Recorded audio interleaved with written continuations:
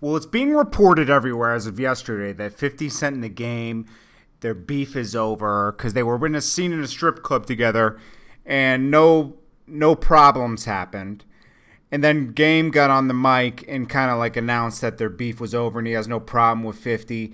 But think about it, they were in a strip club, okay? So 50's not going to like make some, back in the day, yeah, something would have popped off. 50's on to like TV shows, liquor and everything. He's not trying to mess up his endorsement deals. I really heard you starting no trouble though. I mean, I heard you starting trouble the last time, probably like some fashion show or something. Someone had to get handled. But you know what? You know what it is? I think they be forgetting. Sometimes, like you know what it is, because they look at it and they go, "He's a smart guy," and hear me talk in different places. I guess they expect me to be like, you know what I'm saying? Yo, word of mother, son, and then every 2 seconds. But they listen to me and they go, well, he knows what he's doing because they watch the business ventures and everything else work.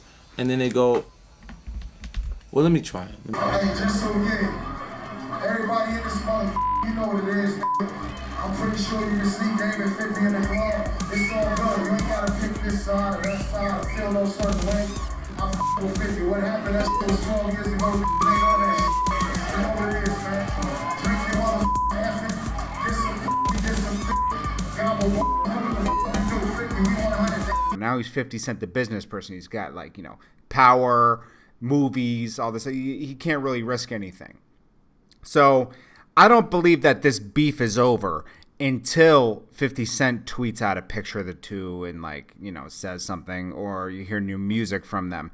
50 is petty 50. 50 Cent doesn't let anything go unless it's really light, or it's someone really close to him. Like he can forgive Yayo. He even forgave Buck, which I was surprised because Buck was going around saying fuck GUnit. But they started together. Game. Now let's go to the history of it. This is a long feud. Back in 2003 or 4, 50 Cent and the Game, the way they first met is Dr. Dre kind of placed Game into GUnit as a way to get him hot and people talking about him. And remember GUnit back then, I mean, they were unstoppable. They had the torch. Anything they did, they couldn't do anything wrong. Anything they put out was hot. So there was a lot of excitement about Game, this new guy Game out the West Coast. It got a lot of traction. But during the release date of now 50 Cent, did a lot of songs with the Game. Hate It or Love It, all those kind of songs. And basically, he claims now that he wrote those songs for Game. How does Game get to be number 3 when I wrote his 3 first records? His 3 first singles off his first album. That means I'm number 3. Come on, put me back on there. The last record, the song that actually sold his record was One Blood, the one that had the chorus built in. Because when he had to do the actual hook, he did a strip club record. I heard the whole album before he was on it, dog. The documentary, I heard it before he was on it. True story. That's what we should do. We should put out my version. Your vocals. Yeah, your vocals. That's legalized. Put it out. On documentary part 2. 6 record EP. I understand this guy, man. That's an EP. Alright, 6 I thought you guys were cool now, man. I thought you guys were trying to work things out. I don't work with them, but I just, Cool. Nah, we just don't work with each other. I don't got nothing to say about them. I don't care about them. Plus, if I keep go too hard on them, then I'll mess up. He pretty much did the whole. He said 50% of the documentary was written by him. He had the documentary before the documentary came out because they were reference tracks. But this whole beef kind of started when 50 Cent was on his next album, The Massacre, and it was pushed back in order to accommodate Game's debut album. But this isn't what caused the rift. This is what a lot of people say what caused the rift. I know what caused the rift because I remember this. Game got... Now, remember, 50 Cent had an ongoing thing with Nas this whole time. He had a problem with Nas over a lot of stuff. Okay, so... I'm not going to get into detail what that's about. But he had a beef with Nas, okay? And at 50 at that time, if you weren't rolling with him on his side, like when he had beef with Ja Rule and all them, if you weren't on his side, you were against him and you're getting dissed. Like that's what happened with Fat Joe, Jadakiss when they did the song with Ja Rule. He dissed all of them. You know what it is, the pledges. I was more hurt about Nas than It turned like the way I express myself is easier for me to express it angry. Okay, so Game was a big fan of Nas, so he got on MTV and he kind of poked at this and like called Nas on the air, wanted to call Nas, and then like he's conversating with Nas on MTV. He called Nas while he was on MTV, and that was just a big no-no for 50 because it's a red flag. He is the art of war. He's like, oh, you're down with GUnit, but you're talking to one of my enemies, because that was one of his enemies. It still kind of is, but he doesn't hold the beat. He has no problem with Nas anymore, but then he had a real problem. So that's how the beef really started. And 50 Cent was the breadwinner at the time, but when the documentary came out, it did millions, just like 50 Cent's first album. So he had kind of a similar success. So the tensions got risen then, and when they started shooting the video, 50 refused to sit in the front seat next to the Game, and like it was just a bunch of stuff. And eventually 50 Cent, it bothered 50 Cent so much that he got on the radio station on Hot 97 and said, oh yeah, Game's not with GUnit anymore. He thinks he's doing me a favor, or something like that, whatever. So basically, he kicked Game out of GUnit.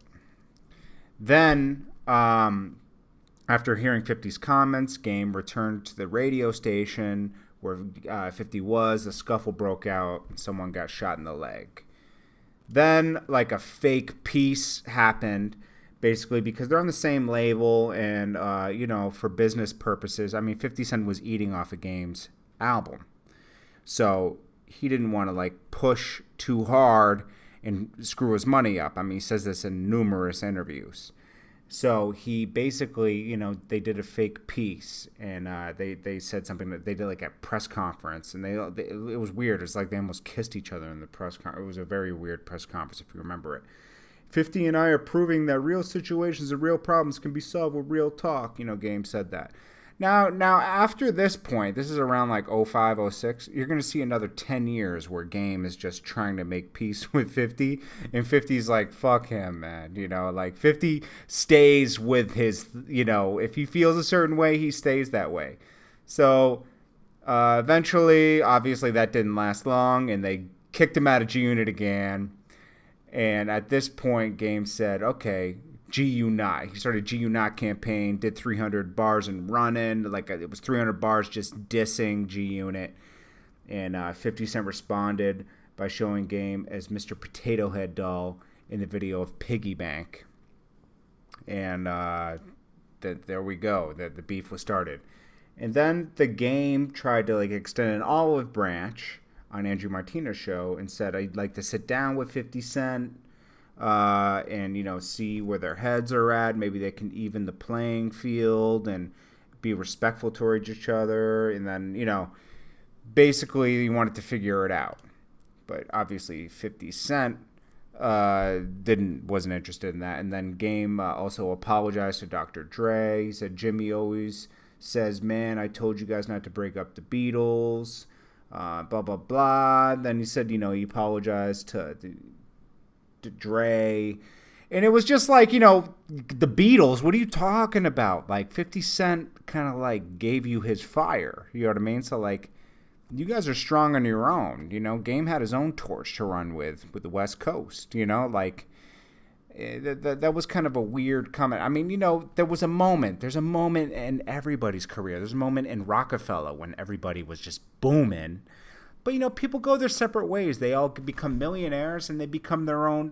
Not every man can be the same. You got to be your own boss sometimes. So, like, this was going to happen anyways. But it seems like Game's always chasing that beginning feeling you had with GUnit. And it was a special time. I remember experiencing it as a fan, So GUnit made it clear they weren't accepting the apology. Said one day the Game is sorry, and the next day it's fuck GUnit. I don't know what he's up to. Make me understand, and then we could be all right. But other than that, then you can stay over there because I don't know who you are tomorrow. Fuck this. He's like bipolar. And Game does seem kind of bipolar because, I mean, as a fan, you see Game going back and forth like that. And then 50 puts Game in his place with the release of the diss track, So Disrespectful. This is around 07, I think. and it was on the Before I Self-Destruct album. He said, "Come on, game, you will never be my equal. I'm what you're never going to be. I'm in that tax bracket that you're never going to see." I mean, Game made a lot of money, but not as much as 50 Cent. He had the vitamin water deals, television, a bunch of stuff. 50 Cent and the Game made over 100 diss tracks during their feud. That's what this is reporting. And, I mean, it was a lot of diss tracks. They were making, like, mixtapes about each other. Then the Game used Twitter to reach out to 50 Cent again. He was saying, like, I just want to give GUnit back. 50, pick up the phone calls, so we can talk this out. And then 50 reignited the quiet beef in 2012 when he released a collaboration with Eminem and Adam Levine. He said, "The Game and Buck can go suck a dick," because this is around the time that Buck said fuck GUnit. It's just crazy. 50 always, lets it be known, hey, beef's never over. He even does the same thing with Ja Rule.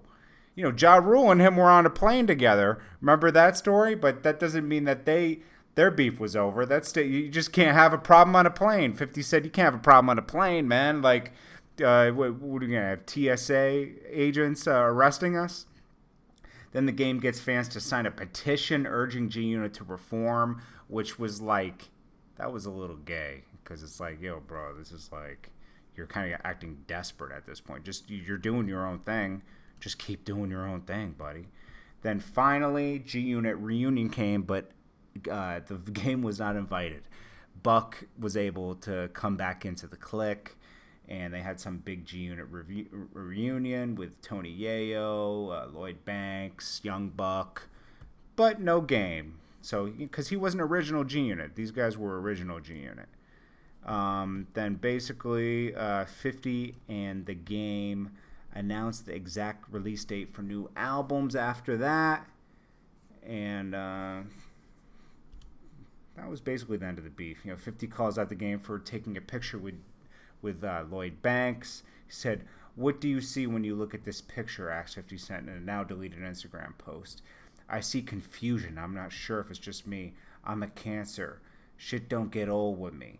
I never ask for trouble, but I really don't have a problem with it. I'm different. The question isn't how I feel about it, but how does Lodi Mac feel about it? Some shit is just better left off alone." I don't know. So now they're saying this beef is over because they were in the same club and they didn't have a problem. But I'm sorry, they do have a problem still. Until 50 Cent says there's no problem, there's a problem.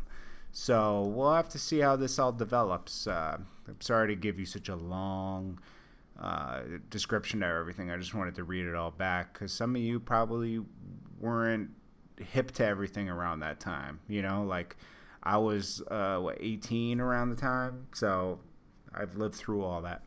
All right, well, let me know what you guys think in the comments. Do you think their beef's over?